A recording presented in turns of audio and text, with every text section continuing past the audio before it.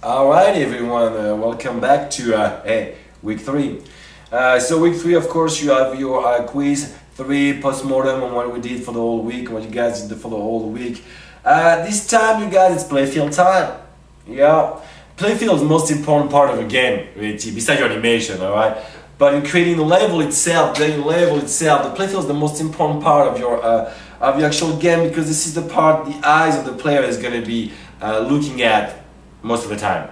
Not the background that you did, but mainly the playfield. So we want to make sure the playfield really stand out away from the background. That's why in the background we use harmonious colors, remember, on the color wheel. Now, this time for the playfield, we're better off using contrasting colors, okay? Especially contrasting to the background, but that ties up in the same scheme. Alright, so it works together properly. You don't want to be ugly, obviously, okay? So you want to look at your harmonious color and cross them with the contrasting color and create your playfield. Alright, if you're a side scroller, your playfield should be around 1/3 of the screen, basically. But it doesn't matter, you can do top side view and so forth. That's your choice how big the playfield is. Okay, now one thing to remember quite a bit with that playfield is that of course you're gonna tile it.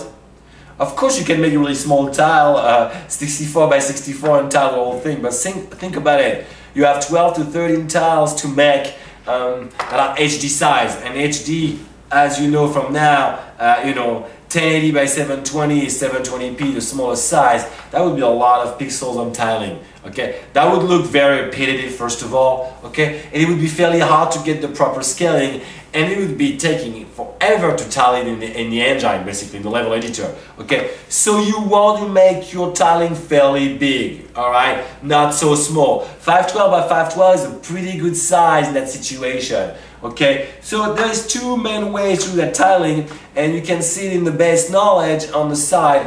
You have just, if you do frankly tiling that recreates features, and then you have the main gut of the tiling that could be just grass, and you have the edges of a road, and then you have just the road tiling and small tiles like that, of stuff like that. Or you can make bigger tiles, okay, that represent a bigger part of the field, and you make sure those tiles actually, tiles one to each other's.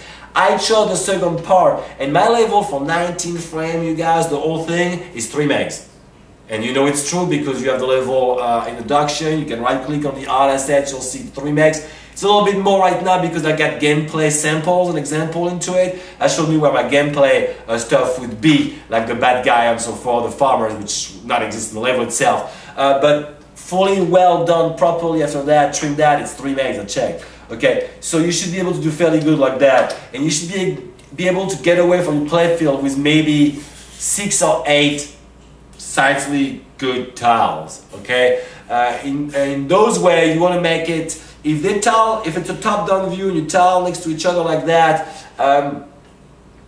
you might want to make them seamless.